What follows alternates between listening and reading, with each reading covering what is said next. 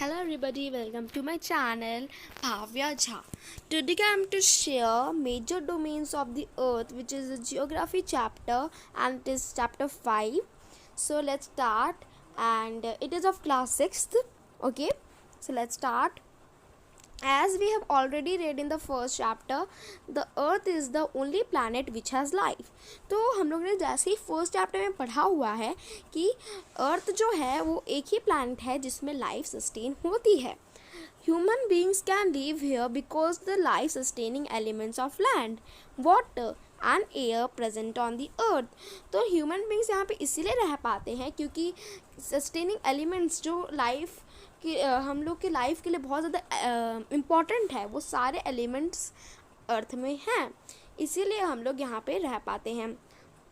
The surface of the earth is a complex zone in which 3 main components of the environment meet.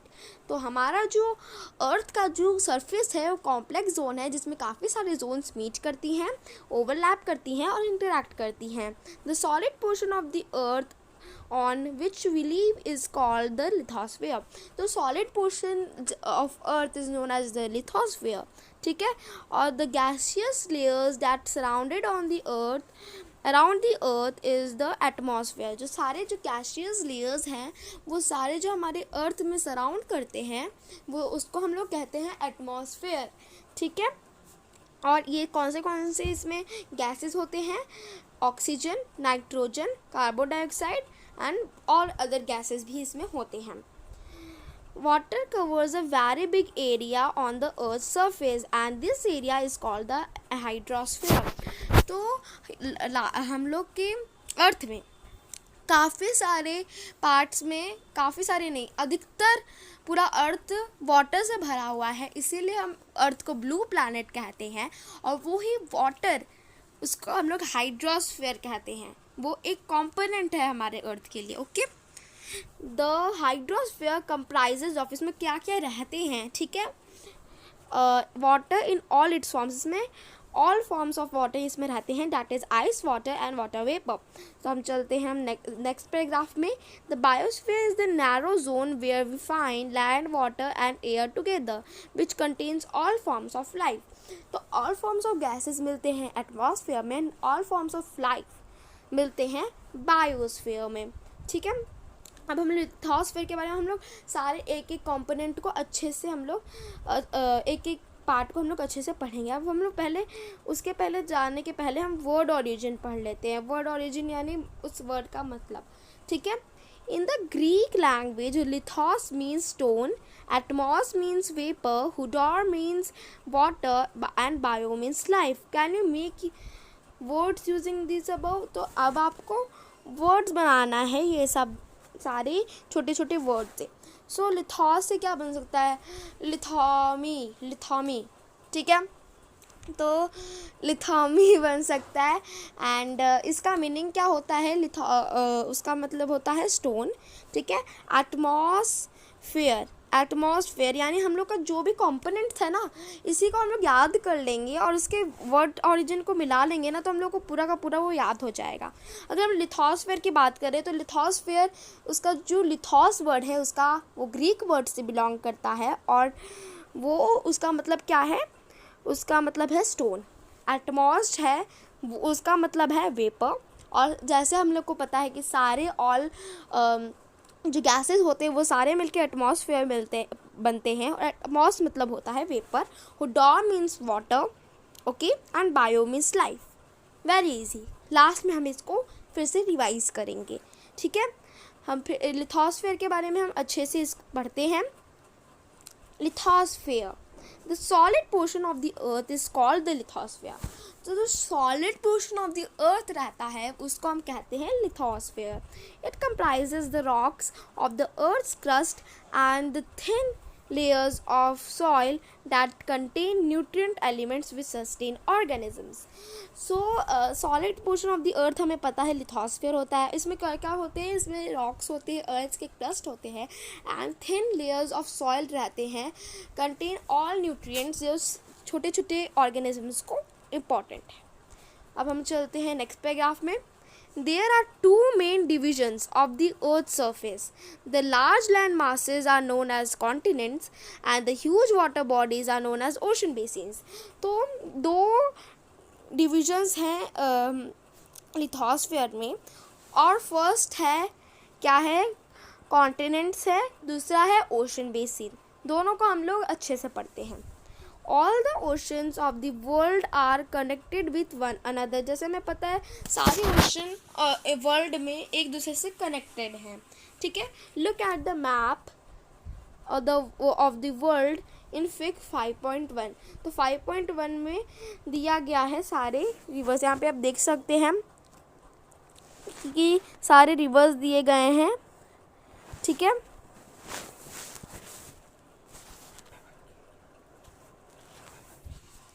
तो इसमें ocean basin के बारे में बातें की जा रही हैं कि इसमें काफ़ी सारे पार्ट जो हैं वो ओशन से, मतलब कि ओशन सारे एक दूसरे से कनेक्टेड हैं. ठीक है, एंड उसमें बोला गया है कि आप जाके मैप देखो और उसमें जो नीचे पेज में दिया गया है और उसमें आप समझो कि सारे जैसे कनेक्टेड हैं, तो आप वो खुद देख सकते हैं. अब हम देखते हैं are all the land masses connected with one another. क्या सारे लैंड मासेस एक दूसरे से कनेक्टेड हैं?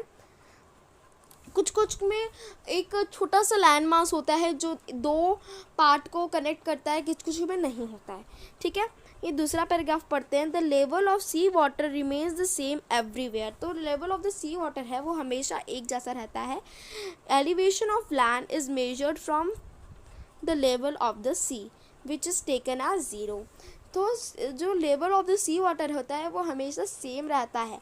Elevation of land is measured from the level of the sea. ठीक है, और वो किससे लिया जाता है? 0 से लिया जाता है. और वही जो हम लोग ने पढ़ा था 5.1 को देखने के लिए, तो वही एक केस दिया गया है.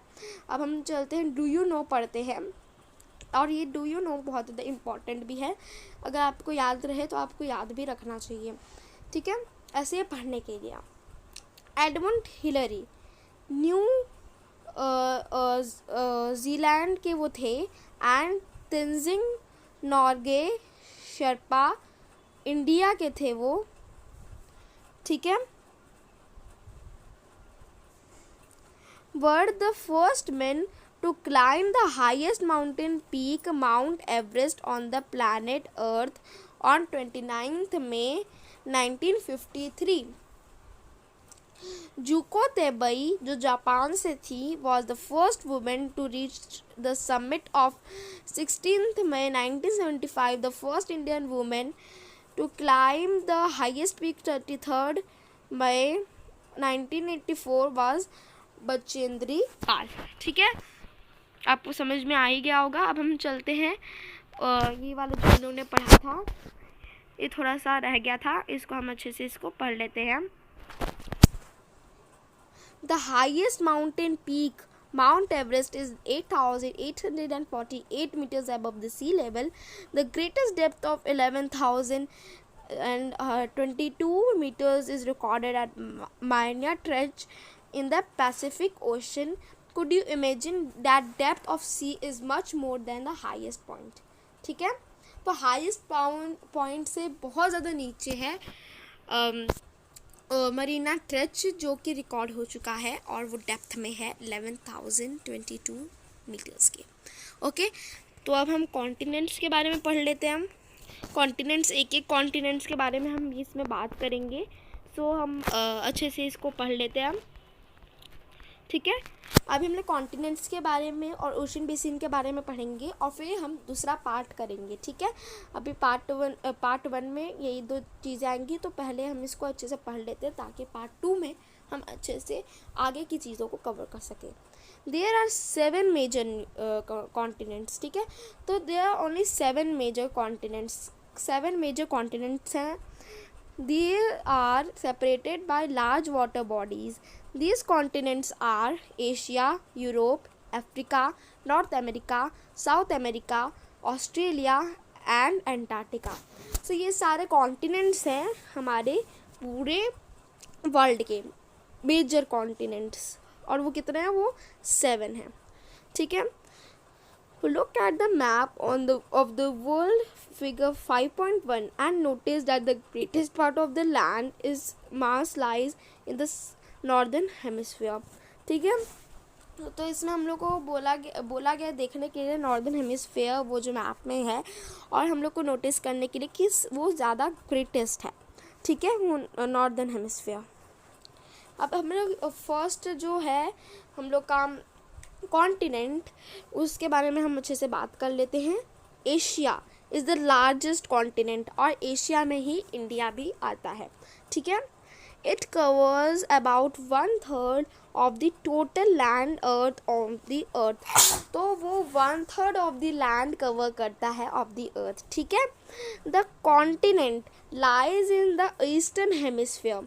ठीक है, और वो कॉन्टिनेंट जो लाई करता है वो ईस्टर्न हेमिस्फीयर में लाई करता है.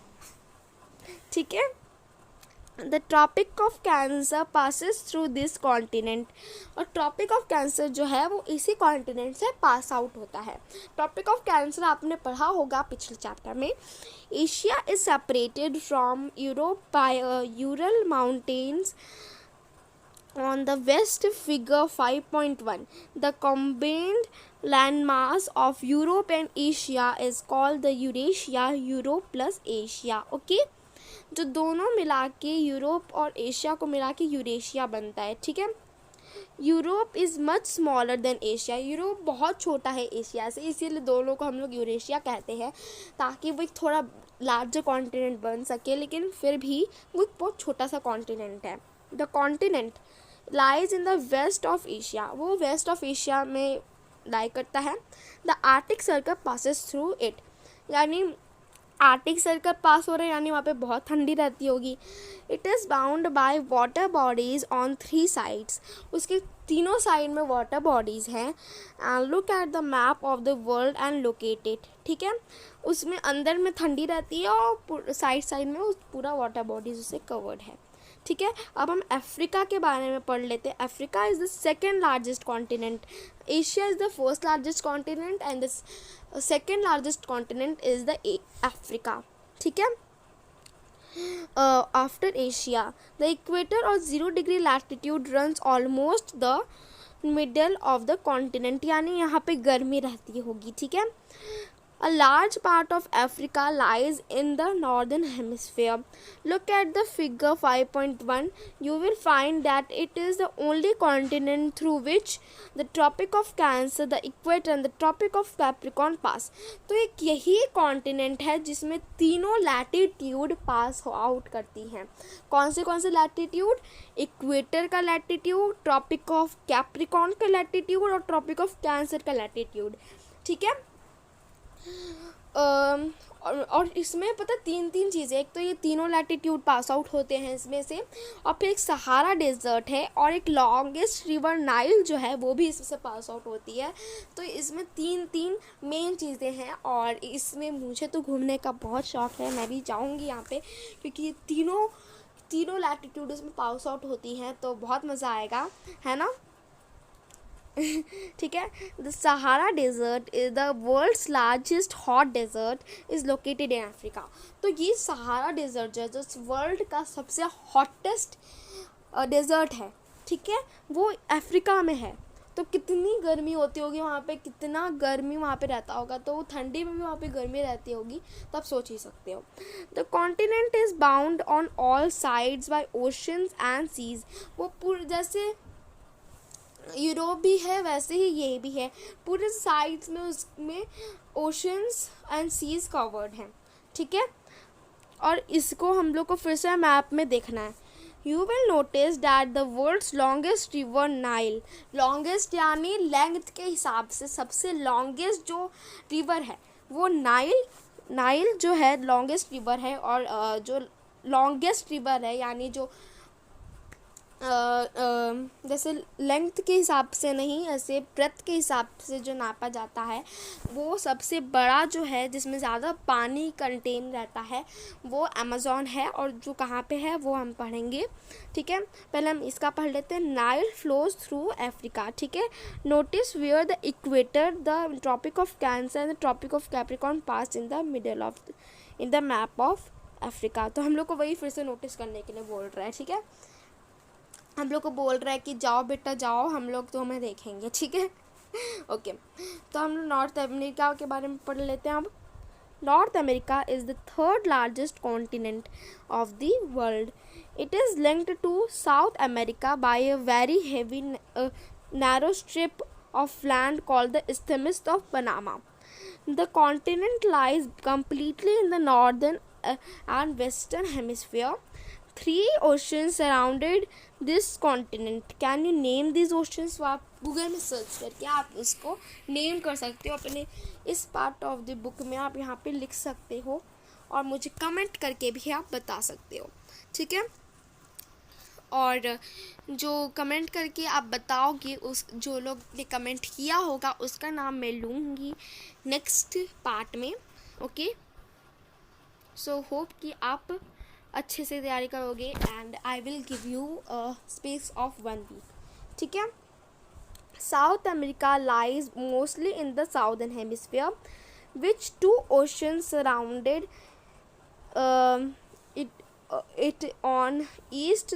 On the west, the Andes, world's longest mountain range, runs through its length from north to south. South America has the world's largest river, Amazon. जैसे मैंने बोला था, लार्जेस्ट रिवर जो है वो अमेज़ॉन साउथ अमेरिका में है। और जो 2 रिवर इसको सराउंड करती है वो भी आपको मुझे कमेंट करके बताना है। इससे आपकी नॉलेज भी बढ़ेगी, सिर्फ और सिर्फ आपका नाम नहीं, आपका नॉलेज भी बढ़ेगा। इसमें स्ट्रेट और इस्थमस के बारे में अच्छे से बताया गया है, तो आप देख सकते हैं उसमें। एंड उसके बाद फिर ऑस्ट्रेलिया के बारे में है, अंटार्कटिका के बारे में है, एंड देन फिर हम लोग हाइड्रोस्फीयर में आ जाएंगे। तो हम लोग ना बस ऑस्ट्रेलिया और अंटार्कटिका करके हम इस पार्ट को कंप्लीट करते हैं, then we will do next hydrosphere in the second part, ठीक है। क्योंकि मैंने पहले से ही 2 होमवर्क दे दिया आपको। और स्ट्रेट और ये जो इस्थमस है इसके बारे में मैं पार्ट 2 में बातें करूँगी। Australia is the smallest continent that lies entirely in the southern hemisphere. It is surrounded on all sides by the oceans and seas. It is called island continent, ठीक है। ये आइलैंड कॉन्टिनेंट भी कहा जाता है इसको। अब हम अंटार्कटिका के बारे में बात करते हैं। और अंटार्कटिका हम सबको शायद से आपको पता हो कि वो वहाँ पे बहुत ठंडी रहती है। मैं तो ठंडी के सीज़न में वहाँ का हमेशा टेम्परेचर चेक करते रहती हूँ, मतलब कि ठंडी के सीज़न में मुझे टेम्परेचर चेक करने का बहुत ही मज़ा आता है। आपको भी मज़ा आता है? कमेंट करके बताना। Antarctica completely in the southern hemisphere. Antarctica completely southern hemisphere में है, in a huge continent. The South Pole lies almost at the center of this continent, as it is located on the south polar region. It is permanently covered with thick ice sheets. There are no permanent human settlements. Many countries have research stations in Antarctica. India also research station there. These are named as Maitri and Dakshin Gangotri. तो Antarctica एक completely southern hemisphere में है और एक बहुत ज़्यादा huge continent है। South pole में ये लाई करता है ऑलमोस्ट, ठीक है। और ये लोकेटेड है साउथ पोलर रीजन में, और ये परमानेंटली थिक आइस शीट से कवर्ड रहता है। और कोई भी no permanent settlements are there on that continent. और मैनी कंट्रीज़ हैव रिसर्च्ड, यहाँ पे काफ़ी सारी कंट्रीज ने रिसर्च किए गए हैं इन अंटार्कटिका। और इंडिया ने भी इसमें सर्च किया था, और 2 उसमें जो है सर्च स्टेशंस हैं, जो है मैत्री एंड Dakshin Gangotri. So this is the part 1. Hope you all enjoy today's session and comment down below if you have enjoyed. You have to tell me the things that I have told in this session. और मैंने जैसे आपको बोला था कि हम लोग revision करेंगे वर्ड ओरिजिन्स, तो हम अभी वर्ड ओरिजिन्स को रिविजन करेंगे, ठीक है। Okay, this is the word origin. Let's revise it. Lithos का मतलब था स्टोन. अब आपको आँख बंद करना है और फिर आपको बोलना है, ठीक है. लिथॉस का मतलब था स्टोन, ओके. वेपर होता था किसका मीनिंग? एटमॉस. एटमॉस का मीनिंग होता था वेपर.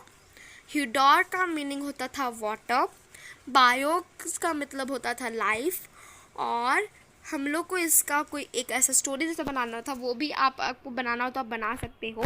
और मैंने 2 चीज़ें पूछी थी एज अ होमवर्क, और तीसरा चीज़ पूछा था कि आपको कैसा लगा आज का वीडियो। और इसको आप अगर आप बना सको तो आप एक पैराग्राफ बना के मुझे कमेंट कर सकते हो। So meet you in the next part, तब तक के लिए it is 20 minutes right now, so see you then, bye bye.